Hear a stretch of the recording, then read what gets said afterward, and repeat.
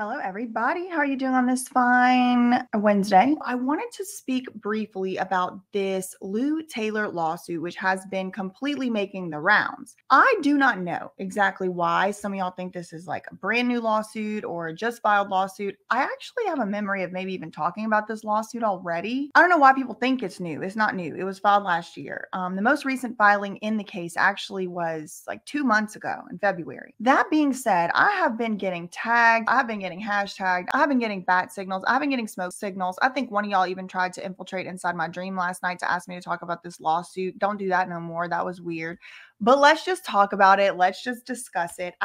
Yes, I do have the legal filings. I'm thinking one of the reasons why y'all might have thought this was like a new lawsuit has to do with the fact that Brittany, the Stan, put a tweet up. I'll put it here. And she did say that this was like a breaking lawsuit. Anyway, okay, so let me show you the court docket. Here's the page on the Los Angeles Superior Court. It was filed all the way back in June of last year, so it's almost a year old. June, she filed the complaint. It was 22 pages long. And then the most recent filing is the answer to the complaint. Okay, essentially what's going on in this lawsuit is as follows. I don't want to get into, word for word verbatim or anything, but let me pull it up and I will tell y'all what's kind of going on here. So the first substantive document filed in the case is called, as y'all probably know by now, the complaint. And it is where the plaintiff, the person suing, does put in all of their allegations against the person or the people or the entities that they are suing. So the person bringing forth this action is a woman by the name of Jessica Class Diamond. Jessica Diamond. This is the case number 23, S as in Sam, M like for Stanley Mosk, C as in cat, V as in Valentine, 02704. Once again, that's 23 SMCV 02704. So as you can see, the defendants, the people getting sued in this case, are Haley Hubbard, TriStar Sports and Entertainment Group, Meaningful LLC, and Meaningful Mark LLC in the Superior Court of California. Now, Haley Hubbard, I didn't know this until I was reading this lawsuit, is actually the wife of one of the singers in the band Florida Georgia Line. So this is her right here. This is Haley with her husband, the guy from Florida Georgia Line. His name's Tyler Hubbard, I think. I don't really know them by name or anything like that, but yeah, that's basically what's going on with that. So this is the lead defendant, the one that's getting sued alongside with Lou Taylor. All right, so back to this complaint. The plaintiff, which means person that is suing, her name is, like I said, Jessica Class Diamond. And she is suing Haley Hubbard. She's suing TriStar Sports and Entertainment, which is Lou Taylor's company.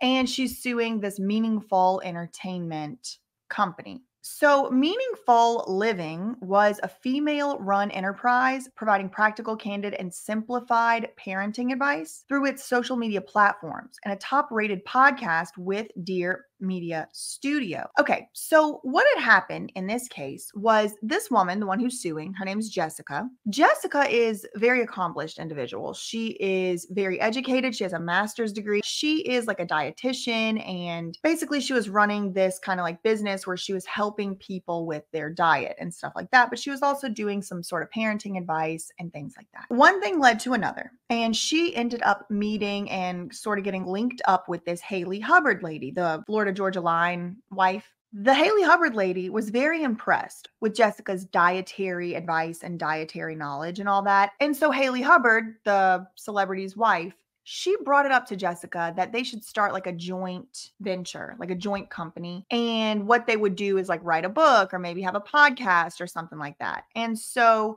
it kind of took a while for that idea to really grow into something, but finally it did. And it turns out that it was actually a pretty successful podcast. Another important issue here is the following paragraph. In January 2020, the plaintiff, Jessica Diamond, was diagnosed with advanced cancer. And when she was diagnosed with cancer, it was the height of like the whole COVID thing or whatever. And this lady's doctors had advised her that she didn't need to be going out too much if it wasn't necessary and things like that. So She had some immune system situation. We didn't really know what was going on with the virus and all that at that time. So she was basically not going to every event, not going in person to some of the recordings and things like that, which started to contribute to a little bit of a conflict between these two women, which would end up being the plaintiff and the defendant. What this complaint says is that Haley Hubbard, which is the Florida Georgia Line wife lady, she, quote, took personal offense to Jessica Diamond's medical choices and used her celebrity status to exclude Diamond, the plaintiff, from the business by obstructing her access to the company's platforms and finances, by torpedoing the company's Dear Media podcast, and interfering with the company's interested investors. She also is alleging that this woman, Haley Hubbard, slandered her and defamed her. Now, these two women did own 50% of the company each. They started two companies for their podcast, for their, new venture. Each one of them owned 50%. So this is where we get our first mention of TriStar. Defendant TriStar Sports and Entertainment is a Tennessee corporation with principal places of business in LA, California, and Nashville, Tennessee. Then they get into the meaningful, they started these companies for their podcast. So then we get a little bit more on TriStar yet again. At all relevant times, defendant TriStar provided management services to plaintiff. Also, she provided the management services to Meaningful LLC and Meaningful Mark LLC, which are California corporations. This is important to note, I think, because TriStar was providing management services to the actual plaintiff, the person suing.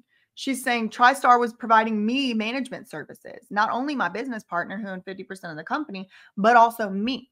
So this is where they get into her credentials a little bit more. She holds a master's degree in public health and has been a registered dietitian nutritionist for over a decade. She had a robust private practice consulting on dietetic issues and teaching parents how to raise mindful children and intuitive eaters. She herself is a wife, a mother to a young son, and she is successful and experienced. She spent more than 10 years supervising and training future dietitians at the VA of Greater Los Angeles.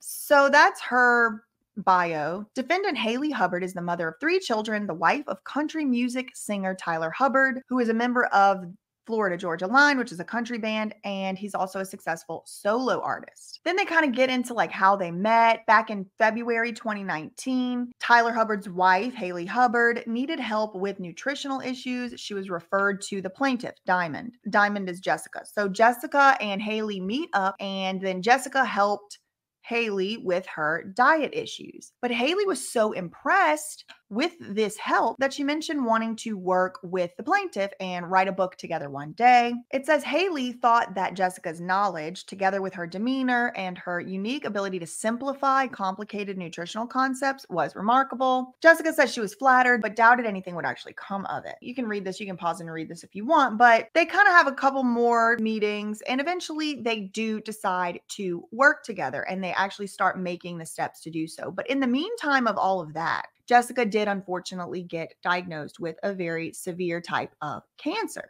She had to have 2 heart surgeries. She had a bunch of health issues come up, according to this complaint. And she also had some complications with long COVID, it seems like. And because long COVID could have been associated with blood clotting, and blood clotting was what she actually had issues with, so she was advised by her doctors at the time to kind of stay indoors and not really go out of her house, at least for the duration of while she was fighting off this cancer or whatever. So in March 2020, while she was in the hospital, she got a phone call from Haley Hubbard. Hubbard shared some words of encouragement and repeated that she still wanted to work with Jessica.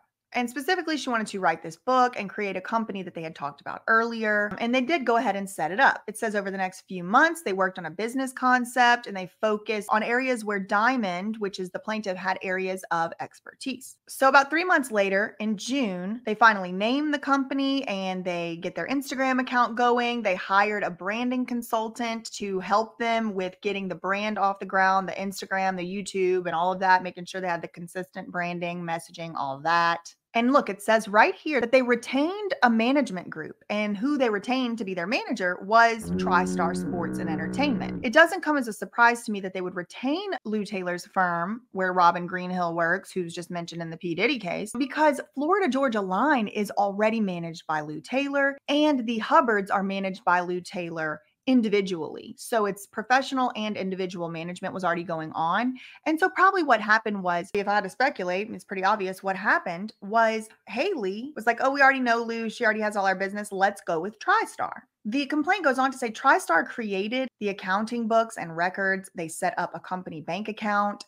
And they introduced the women, the plaintiff and the defendant, to a trademark attorney to file trademark applications for the marks Meaningful Life and Decomplicated. And TriStar also introduced them to a separate corporate counsel, which means like a lawyer that would be their, general counsel. TriStar facilitated much of the communications. So it's saying TriStar, the firm, facilitated a lot of the communications between the two owners of the business. So instead of the two owners going to talk to each other about stuff, Lou put her company in the middle and kind of started to triangulate these two 50% owners of this company, at least according to the complaint. I do not know. I was not there. TriStar was paid for its services, and by late summer 2020, everything was kind of in place. There was clear vision and all of that. They registered the company in Delaware, and things were off to the races. So also in August 2020, Diamond, that's the plaintiff, reached out to a contact at Dear Media Studio, which is apparently a large podcast network with a mission to amplify women's voices. And the reason that, now this is Diamond, this is the plaintiff. The reason that the plaintiff had reached out to the Dear Media Studio was specifically because she wanted to have a podcast with her and her new business partner, Haley Hubbard. So that was in August. By November, the company had signed a contract with the women to have a podcast. The Dear Media contract required 52 episodes a year, average of one a week. And this was an exclusive contract. So they couldn't do podcasts with anybody else. They could only do the Dear Media contract podcast. The first Meaningful Living podcast episode debuted March 2021, introducing Haley and Jess. So they get a podcast deal. They agreed to do 52 episodes in 1 year, which is one per week. They actually did end up recording 89 episodes. Now in September 2020, Jessica had reached out to another personal contact at another place, another business called Digital Brand Architects. Now, this is an influencer management firm and something about marketing. They managed and launched successful businesses like The Home Edit. I've never heard of that. Not only were they interested in working with the plaintiff and the defendant, but they thought so highly of the content that they actually wanted to buy a portion of the company. They wanted equity in the company. Now, it was around that time that Haley Hubbard, having been introduced to this company by the plaintiff, moved her personal management over to DBA. Okay, so she moved personal management from Lou Taylor, from TriStar. She went and decided to be managed as a social media person by someone else who was not Lou Taylor. Now, I don't know if this caused some political conflicts or not, because remember, this is the wife of the Florida Georgia Line guy, who is one of Lou Taylor's bread and butter, gold standard, top tier clients. And so this lady, the Florida Georgia Line wife, she went and decided to be managed by somebody else besides Lou Taylor's firm, which I found to be pretty interesting. So fast forward like 2 years, it's January 2022, and the company's podcast listenership had doubled. Dear Media was very excited about the company's growth, and the company was growing so much that by the next month, in February 2022, the company hired its first and only employee, a woman by the name of Hannah Young. Now, Hannah was hired to improve the company's SEO, the search engine optimization, increase the social media following, provide administrative support to the plaintiff who was running the day-to-day operations. The plaintiff is the dietitian, right? There's like a dietitian with a master's degree in public health, and then there's the celebrity wife, right? So the dietitian with the master's degree is the one who's claiming she was running the day-to-day operations of this business. She also throws a little bit of shade here. She says that the celebrity's wife was basically not as available anymore. Like, she was all gung-ho about this idea during COVID, but then once the restrictions were lifted, this lady was kind of not really trying to focus on the podcast anymore. But the plaintiff is like, who cares? I was fine with it. The plaintiff says in March 2022, she came up with an idea to collaborate with the podcast guests and experts to help them create their own online courses and sell their courses. The company would take a cut of the revenues, and the third-party contributors would take advantage of the company's growing followership. Okay, so basically, This is a stupid idea. I don't think this is stupid. It's just a money grab. But these two women decided, oh, look, here's a money grab idea.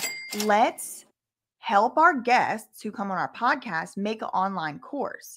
We'll help them promote it, but we'll also take a cut of it. Stupid idea. It's very stupid. I would not do that. But they decided to move forward with it. And so it says, with the advice and assistance of TriStar, they finalized the agreements for the third-party contributors who enthusiastically agreed to work with the women. The podcast numbers keep growing, and basically looks like the celebrity wife, she didn't really put up as much effort, as much energy, as much time and resources and all of that and allocate into this business. The woman suing is saying she was basically left holding the bag. She was doing the whole website. She was doing literally everything. But I can't help but remember, like, that kind of was the deal. Even according to this woman's own words, she says, Haley Hubbard was going to contribute her celebrity status. She was going to contribute her brand, her name. And this woman was going to do everything that she had already had expertise in doing, which seems to be, she knew all these industry connections. It does seem like she does know how to do this. So not that I'm trying to like rush Lou Taylor's defense or anything, but it doesn't seem like, I don't understand what the big problem is as of yet, because this does seem to be like what they kind of agreed to. So they hire a new PR firm. Some other stuff goes around, but basically what ends up happening is this lady, the plaintiff, she don't want to leave her house. And she also don't want her kids leaving the house or her one kid leaving the house or anything like that. They get into a couple heated debates. Here's one such alleged quote from the celebrity wife. She says to this woman, "You will not leave your house to meet in person for a podcast, nor will you allow your son to see anybody outside of your quarantined family. For you to be giving parenting advice connected with my name, but quarantining your 4-year-old for nearly 3 years is not okay with me." So I don't really want to get into my opinions on staying home, quarantining, and all that. Also, this lady was acting on advice of her doctor, and I'm not a doctor, so I really can't speak to it. But what I can say is I do see the issue. If they have some fundamental disagreements on how to respond to a global pandemic, if they have parenting differences of opinion and it's irreconcilable with what they want to say on their podcast, I do see how it could be a problem if they are disagreeing. So basically, it ends up breaking down like that. At one point, apparently, allegedly, the celebrity's wife is like, contracts are just pieces of paper. Everybody knows that. Like, I don't have to do anything with you. They start to kind of like break down. They're basically not productively creating anything anymore. They're basically just fighting. So it says by mid-September 2022, Hubbard, that's the celebrity wife, was no longer speaking to Jessica, the plaintiff. And Jessica thinks that Hubbard, the celebrity wife, told their little employee, Hannah, not to work with her anymore. She also believes that TriStar was instructed to stop communicating with her and ignore her requests for information, which they did. So again, thinking about the fiduciary relationship here, TriStar was technically the manager of Meaningful Brands, Meaningful whatever, and they had a fiduciary duty to the owners of the company and to the company itself.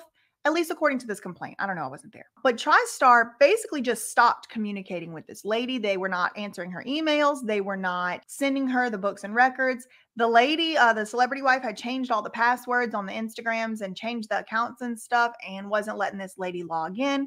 And the allegations in this lawsuit are basically Lou Taylor also did that stuff. She wouldn't give me the passwords either.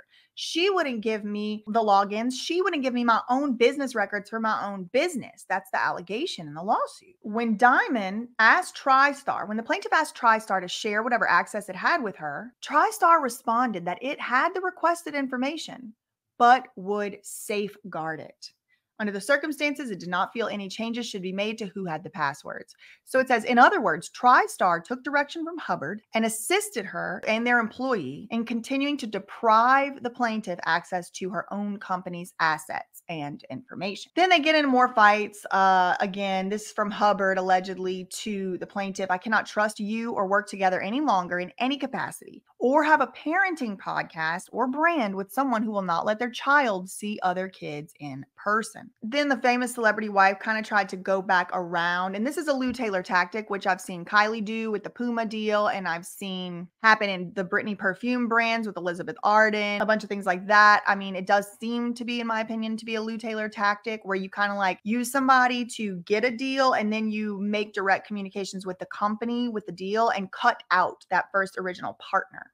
Which is what happened with the Kylie Puma deal with, I think, what was it, Adidas or whatever? Like, she circumvented Yeezy because Kanye wanted to use Kylie for the Yeezy stuff, but then I don't know. Anyway, so one thing leads to another, and they're basically causing a bunch of drama, which ends up resulting in their podcast contract getting canceled by the company, which of course affected the finances of this woman they had said that this thing was going to be worth $10 million or something. I mean, they were really banking on it being worth a lot of money. And then the allegation in the complaint is that these actions were done with deliberate intent and with the advice and counsel of TriStar resulted in financial harm. In the meantime, the plaintiff asked TriStar several times to get a copy of the company's operating agreements. This is like the foundational company documents, like the ones that you have to file with the Secretary of State or whatever. So the plaintiff is like trying to get those from TriStar. And TriStar wouldn't give it to her. They were given excuses. They were promising they would, but they didn't. They assured her that they had the agreements and they would send her copies. And then they said they already sent her copies. But then come to find out, no operating agreement of the sort had existed. So basically it was lies. And we've seen this behavior as well before in Britney's case, where we don't really know where the management agreement even is between Britney Spears, Jamie and Lou, conservators. Like, we don't have the management agreement there. And it does seem to be a pattern of practice where Lou Taylor's firm, TriStar Sports and Entertainment, loses some extraordinarily important business records. It's kind of their only main job, but here we are. So the allegation is TriStar negligently failed to follow through on the full execution of the operating agreement, causing serious financial damage. TriStar knew that an executed operating agreement did not exist, but in allegiance to Haley Hubbard, they intentionally stalled. Interestingly, TriStar recommended and Diamond and Hubbard agreed. So basically this lady's trying to say, oh, and in that thing that Lou Taylor never bothered to get signed by all the parties, there was a mediation provision. And I wish I could rely on that right now, because now I'm having to go to court and sue these people that have way more money than me whenever we should be going to mediation. That's kind of her point. And then she says TriStar never intended to facilitate the signing of an operating agreement. So she's saying it wasn't an accident. It wasn't a oopsie, we never signed it.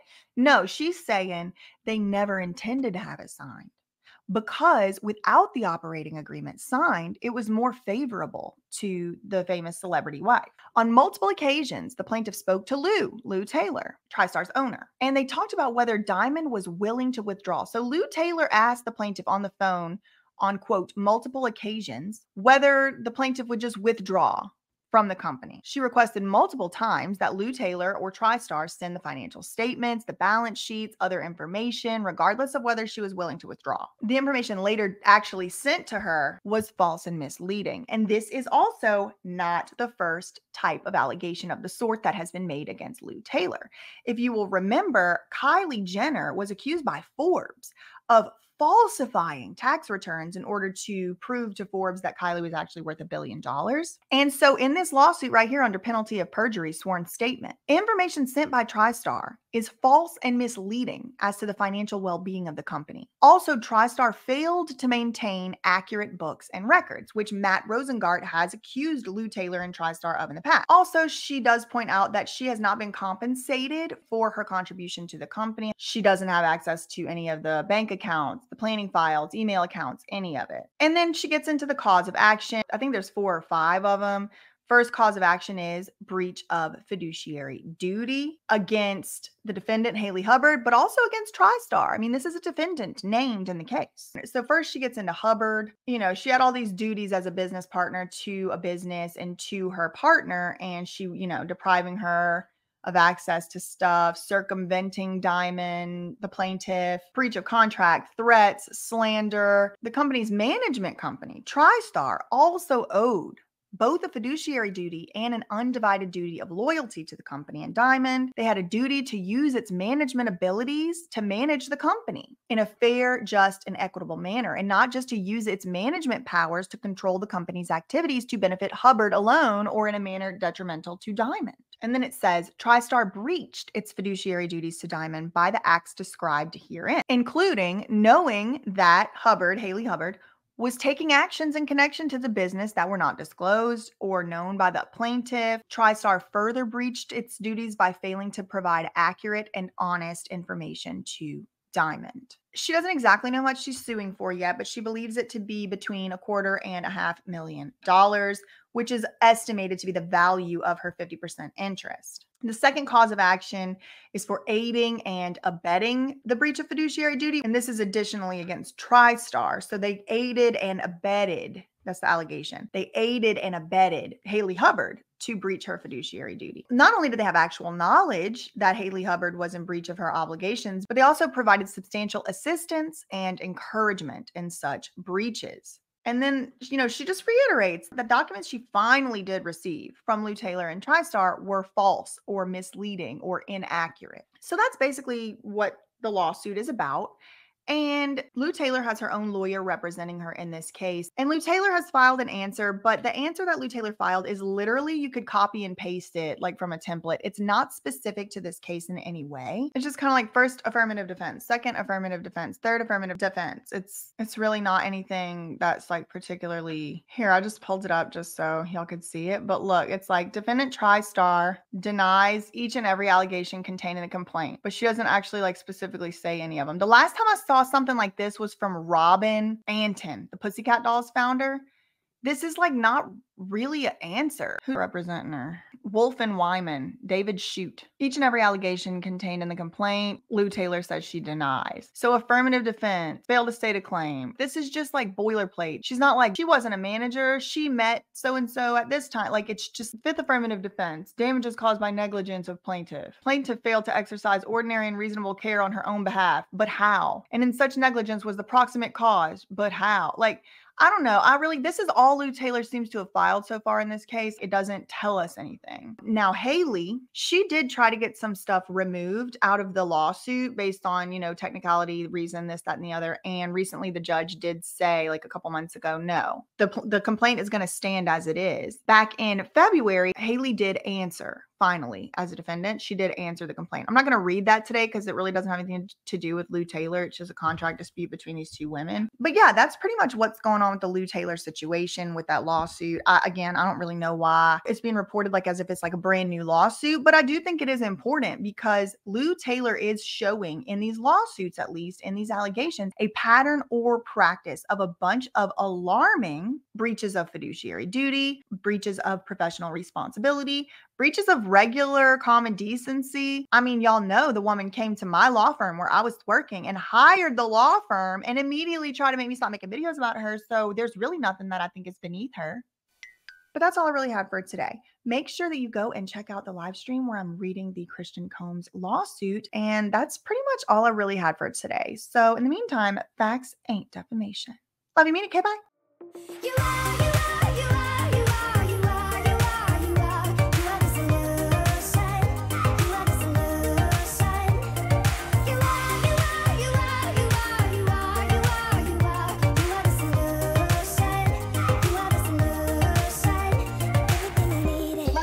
Something right now because I know you're watching. I will be saying everything you tried to do to me.